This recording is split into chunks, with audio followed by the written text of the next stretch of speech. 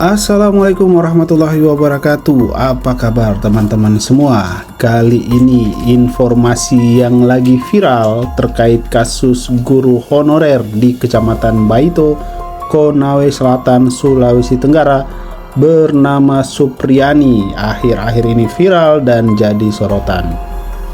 Kasus guru Supriani yang sempat ditahan namun kini sudah ditangguhkan terus berjalan di persidangan. Bagaimana kasus ini viral dan awal mulanya tuduhan itu datang? Supriani adalah guru honorer SDN 4 Kecamatan Baito, Konawe Selatan, Sulawesi Tenggara. Diketahui Supriani sempat ditahan setelah dituduh memukuli anak muridnya berinisial D. Korban diketahui anak dari personel di Polsek Baito. Kasus ini bermula sejak April 2024 lalu. Pengacara Supriani, Andre Darmawan, mengungkapkan awal mula kliennya yang merupakan guru sekolah dasar di Konawe Selatan dilaporkan menganiaya murid. Murid tersebut merupakan anak kanit Intelkam Polsek Baito, Aibda Wibowo Hashim. Aibda Wibowo Hashim pula lah yang melaporkan Supriani dengan tuduhan menganiaya anaknya. Awalnya anak tersebut ditanya oleh ibunya, Nur Fitriana. Saat itu ia mengaku luka di pahanya akibat jatuh di sawah. Namun setelah didesak oleh Aibda Wibowo Hashim ayahnya, anaknya mengubah pengakuan dan menyatakan ia dianiaya oleh gurunya, Supriani. Ditanya ibu korban, awal anak ini mengaku jatuh di sawah. Kemudian ayahnya tidak percaya dan akhirnya didesak. Kemudian anak ini mengaku membuat pengakuan yang berbeda bahwa ia dianiaya oleh ibu Supriani. Setelah mendengar pengakuan tersebut, orang tua korban melaporkan Supriani ke pihak kepolisian yang berujung pada penahanan guru honorer itu. Sementara itu, wali kelas korban Lilis menegaskan dirinya tidak melihat adanya insiden pemukulan.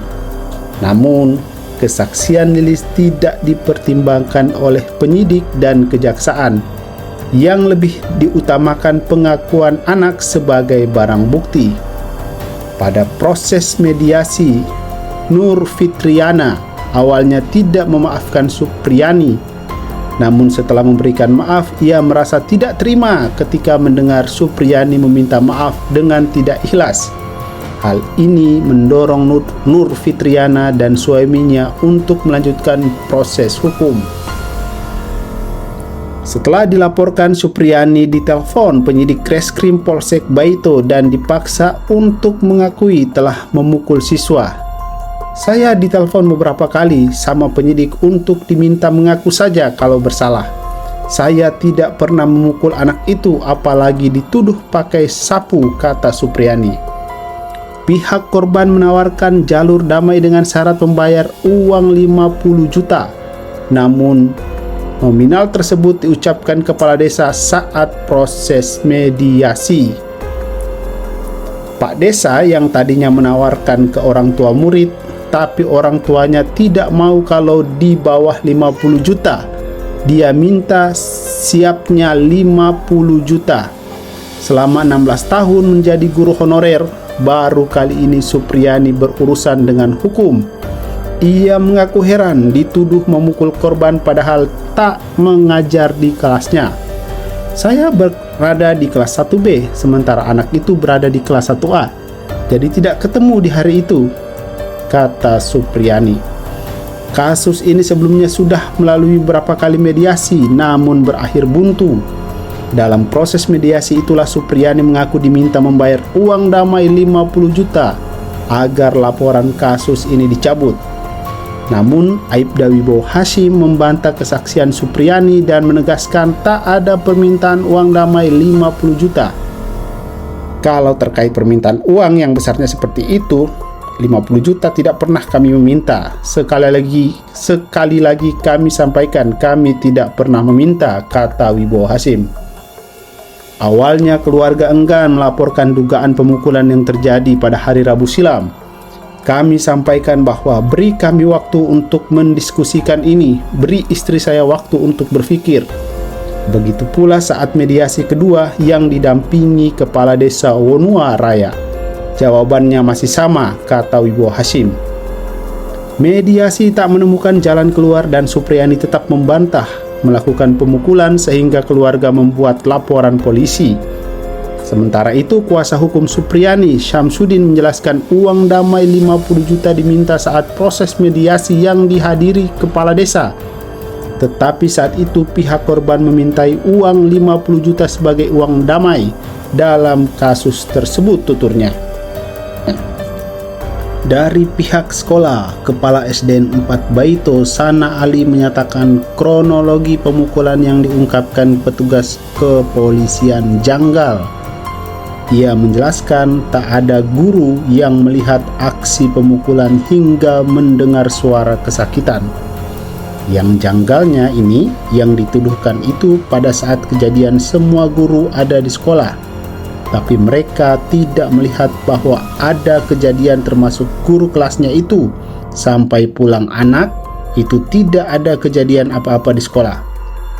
Selama ini Supriyani dikenal sebagai guru yang pendiam dan tidak pernah melakukan kekerasan fisik selama 16 tahun mengajar. Dalam proses penyidikan, Supriyani menyatakan dirinya dipaksa untuk mengaku telah memukul siswa menggunakan sapu. Proses penyelidikan yang dilakukan Polsek Baito dianggap janggal sehingga Polda Sultra turun tangan.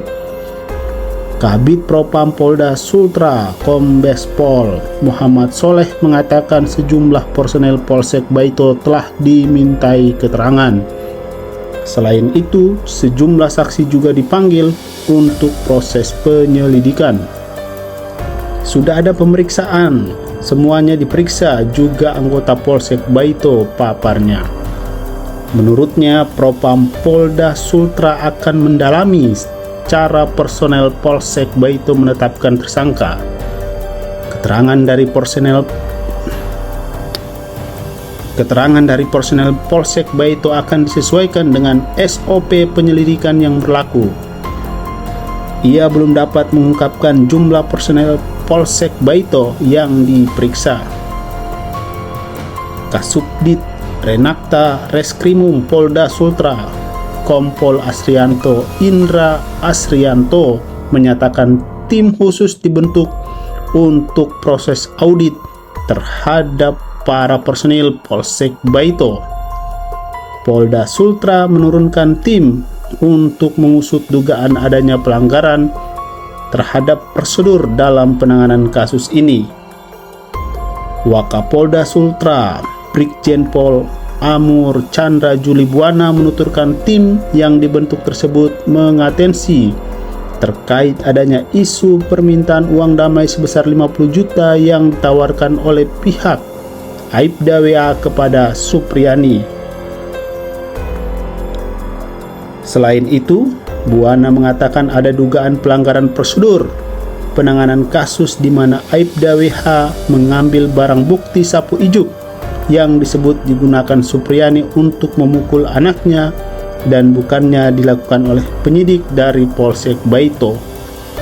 Dia pun berharap penyelidikan yang dilakukan oleh tim dapat segera diketahui dalam waktu dekat. Mudah-mudahan dalam waktu dekat akan kita ketahui hasilnya dan akan kita sampaikan kepada masyarakat, ujarnya. Semoga kasus ini cepat terselesaikan dan mendapatkan keadilan yang seadil-adilnya serta mengungkapkan kebenaran yang sebenar-benarnya. Semoga tidak ada lagi kriminalisasi guru di negara ini. Terima kasih, silakan tinggalkan komentar Anda di kolom chat video ini.